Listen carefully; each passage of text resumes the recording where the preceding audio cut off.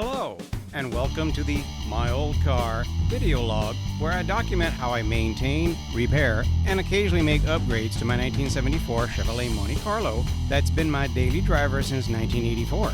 With dedication and tenacity, you too can make your first car your forever car and drive it forever.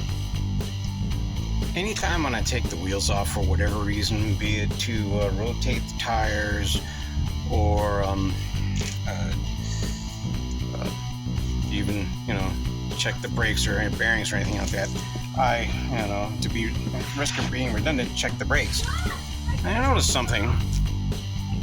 This is looking thin in comparison to a brand new shoe. I can bring it up a little bit closer, but yeah, it's looking kind of thin. And the same goes for this edge when you compare it with a new shoe. Looking kind of thin.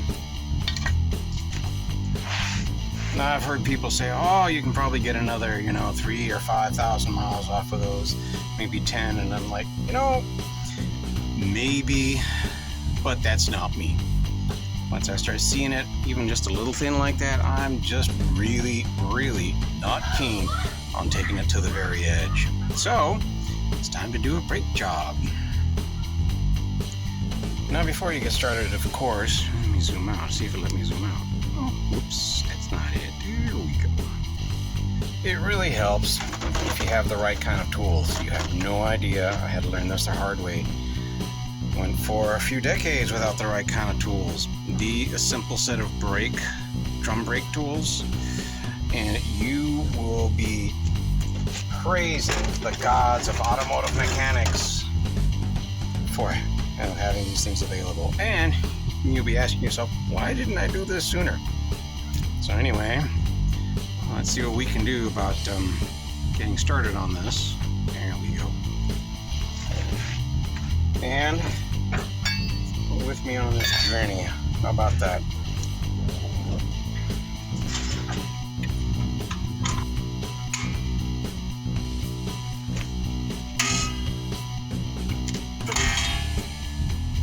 Of course, this is not going to be easy. This kind of stuff never is. It's just so after a few soldering a few, how do I normally put it? Profanity-laden incantations.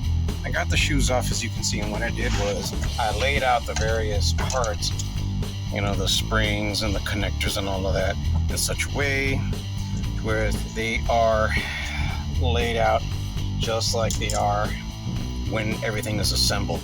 Now the next thing to do is use the old wire brush, and then of course some brake cleaner to clean everything up. And then we can start looking into reassembly.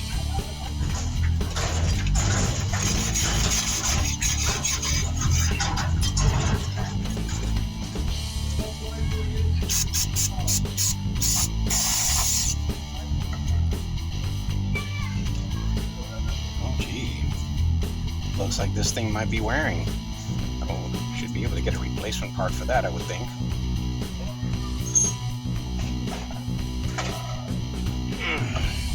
Now these things tend to be really mission critical, because if these aren't properly lubricated, they won't turn, and then of course your brakes will not adjust properly. So this will have to be, we'll have to see here, like this is a little tight. Not working so well, so we're going to be cleaning this and then lubing it up properly. So we're going to go ahead and clean up this star. Make sure it's really clean, and watch out for that washer right there.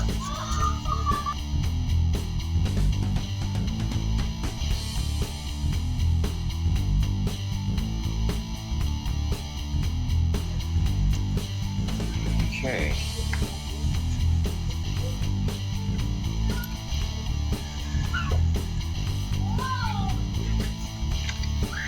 Now, for lubricating a lot of the areas, you'll see I'm using this Silicone ceramic extreme brake parts lubricant, and reason why it's silicone based is that if anything that's petroleum based may adversely affect the rubber boot. They don't like rubber, or they don't like petroleum products. And also it's not likely to get it's far less likely to get contaminated by brake dust than petroleum based lubricants. So as it applies to the Star, first thing I do is I use a silicone lubricant for the threads.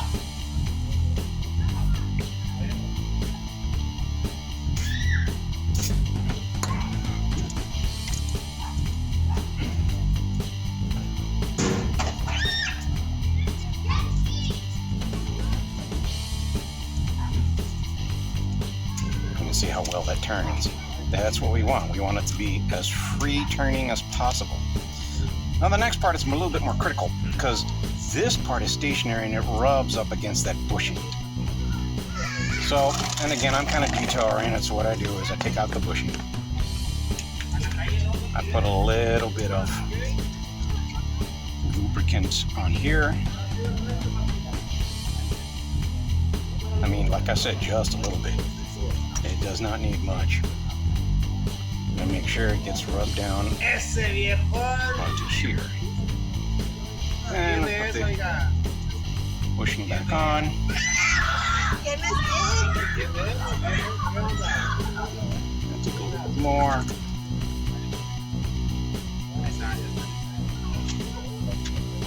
Put this all around. This on here, and yes sirree Bob, nice and slick. Yep, nice and slick. Gotta love it. So let's go ahead and get this thing ready for reassembly. Before I do that though, you'll note that there are 3 spots on each side where the shoe makes contact with the backing plate. Now, man, I don't know if you can see it all too well. Let's see. Let me move this over. I'll be able to see this here. And there. Now this backing plate has a wear groove right here. I'm not happy with this. So I'm going to look for a replacement backing plate and see about replacing it, so that way I don't have this groove. If I had, mad welding skills, I would simply weld this up, machine it down, and have it be all flat again. So go ahead and lube these areas up with the silicone lube.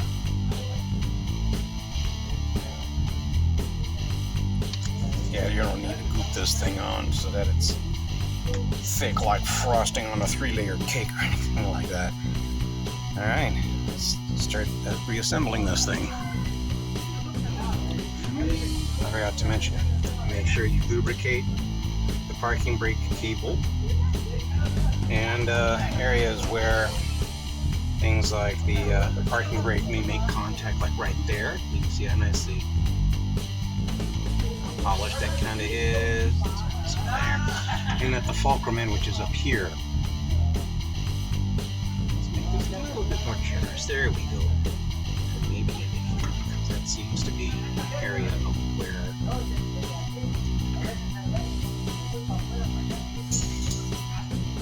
we're going to be doing the same with this piece here.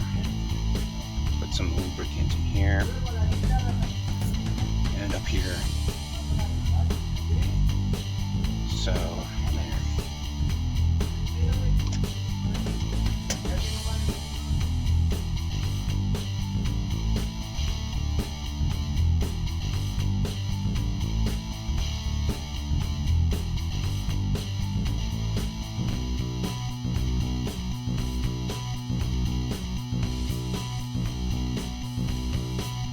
Alright, so there we go.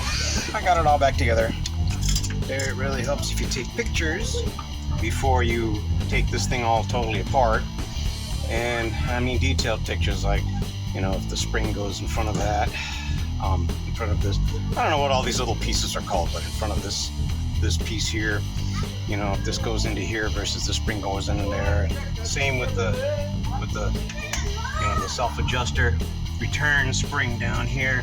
I mean, all these things are just, you know, sort of like one pain in the butt thing after another. I already did like a pre-adjustment on this, so that way the drum is going to go on here nice and snug.